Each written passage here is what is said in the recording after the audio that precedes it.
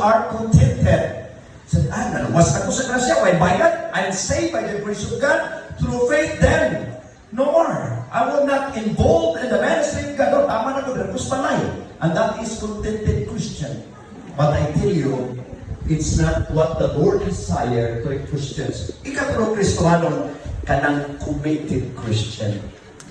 And those Christians, the Lord glorifies. Those Christians that knows, nga kita nabuhi, nga kita na-exist, because God said, ingon siya, all of this is from God, who through Christ, pinaagi kang Kristo, si Kristo ang nagpasiguli ka nato, ngadto kaniya, who made that, it's a nagbuhat anak, Jesus Christ. It's not your endeavor, it's God's work. And your response is pagtuong. And then God said, you belong to God. That's grace. Wow.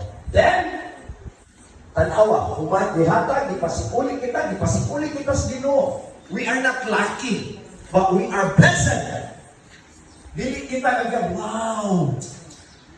Sa may punong laki. Ha? Swerte! Swerte yung kanong! Di swerte. We are blessed, beloved in the Lord. Why? Sa dihan kita ipasikuli sa Diyos, God has committed to us. There is someone that God committed to us, and that commission kanang gitawag dunay buluhaton nga gihatag sa Dios kanato kung kana ang mensahe sa pagpasikuli. What is that? A ministry of reconciliation? Mao kanang mensahe sa grasya sa Dios nga makahatag dunay gahom sa kaluwasan ni adtong mutuo. And that is the word mensahe sa pagpasikuli. Committed unto us. He has committed unto us. Dili lang kay kuno, ito the next.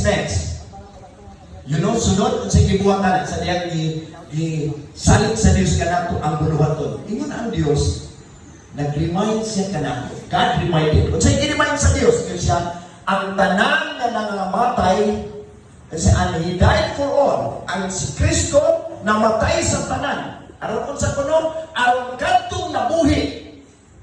Diba patay na sa sala according to Ephesians chapter 2 verse 1 to 3. Kamong tanan patay sa kalapasan o kasalanan. But in verse 4, gibuhi kita sa Dios pinaagi sa iyang grasya. O ang iyang grasya nag-inbon ka na sa buhat ni Kristo, ng iyang dugo, mao ka na ang nagpasaylo ka na to o nagbayad sa atong kasalanan. And then, ingon siya nila, nag-remind siya na ikaw na nabuhi na diya kang Kristo. Dili na magkinabuhi sa iyong kagalingon, kundi para kang Kristo. Na unsa kuno namatay o nabanhaw. Ganun kitawag na good news. Why is it that God and the Bible calls it good news? Because when Christ died for your sin, not only that pagkahuman ang kagtama na namatay siya sa akong sada. No, it's not good news. Nalimang kagabang pagkamatay sa akong mahal kayo, din pagkahuman di ko mabanhaw. What will happen? The Bible tells us very clear, yun siya, sayang ang akong pagpangabudlay o pagtuo. But the reason why it is called good news because si Kristo na banhaw o dunay kahungaon sa paghatag kanimo o kinabuhi, wala na'y kamatayon. And that's the most important in life when we are still living in this world, that in spite of this temporal life, this is temporal life, di ba? Kung saan natin pag-atiman, pag-ayo, ang mga babae, mama, butang kong mga chinsanso ito sa mama. Sana mama, chinsanso, kayo wala na. Kung saan butang pagwapa-gwapa, pag-abot sa edad niya taas na, mupuyos dayon, mubalik sa Ginoo. But God nag-offer siya of eternal life. That's the reason why we are still on earth. Na hindi atas kalibutan, ingon siya, we know. Nasayo na kita what it means. Kung sa kanang ihatag sa Diyos ka na itong buluhaton, ingon siya, to fear the Lord. Gihatag sa Diyos, nag-remind siya na, anak, di na ikaw magkinabuhi para sa imong kagalingon. You have to glorify God. You have to worship God. Do not stand and being confused Christian. Do not live and being contented Christian. Live as a committed Christian. Committed Christian, agi ko sa Ginoo. When I preach in Cebu, ako giingnan, kanina naman na Cebu, daghan kayo makita na itong kalingawan. And sometimes na nagtrabaho ta, labi na sa akong anak, usahay, matrap kita sa nindot kaayo ma-offer, and then mawala ikas Ginoo. Be careful, anak. There are only three kinds of Christians. Confused Christians, contented Christians, and committed Christians. Asa ka na bilong niini? Ikaw lang ang makatubag niini, right? Ikaw lang yun, kang Ginoo. God said, anak, nasayot kita kung sa ibuti pasabot, kanang gihatag sa Diyos nga, kakuhan o buluhaton. Sa pagpasikuli, we know what it means to fear the Lord. Why fear the Lord? Ito sa Apostol Pablo sa dihang siya naglotos sa mga Kristohano dito sa dalan sa Damascus, sayang nakita niya ang kahayag sa ato ka na karon sa modern nato, o sa to ka lightning, right? Sa ato karon sa ato, kilat to. Di ba? Abilities ka na lang ikuan ng kilat na inailo. Sa mahadlok ang Kristo na kung ilo, mahadlok, magkagaiyaw man na sa Ginoo. If you are not in line to God, I don't know. O, di ba?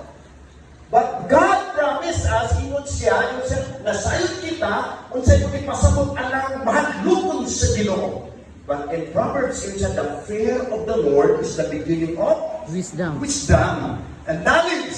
Knowledge, Ginoo, pagkahadlok. Obedience to God. As we obey God, ingon siya, naku, mga kaigso na balik sa kadaligan. Kana ingon siya, God knows what we really are. Padayon yan. Sa ingon pa, ha? Okay. Nganong ka? Nganong mahadlokon man kita sa Ginoo? Nganong ato mag yung ibis atong kinabuhi sa pagkatuwid sa Ginoo? Because in verse 10 of 2 Corinthians chapter 5, atong makita, ingon siya din, because in verse 10, Apostle Paul says, we must all stand before the judgment seat of Christ. Dili di ay tanang panahon niya, narata diri. Kitang tanan mo ang tubang sa hukmanan sa Dios alang sa atong mga binuhatan. Dili na alang sa inferno. No. Wow! We all stand before the judgment seat of Christ. And this is the place, okay God, this is the place where Christians will stand. Muna naghatag sa ginayon na ito karon. Anak, you need to be committed in serving the Lord. Asa ka napita, ma-enjoy sa pag-alagad sa Diyos. Get involved sa Diyos. You know why? Because muabot ang panahon. There will be a time, a place that all Christians should stand before the judgment seat of Christ. Unsa ka nang napita? Number one, it will be a place. Number one, it will be a place of reward and recognition. Wala pa man, mo na nagdasig siya ka nato, be committed. Alagad ka mo. Naduman,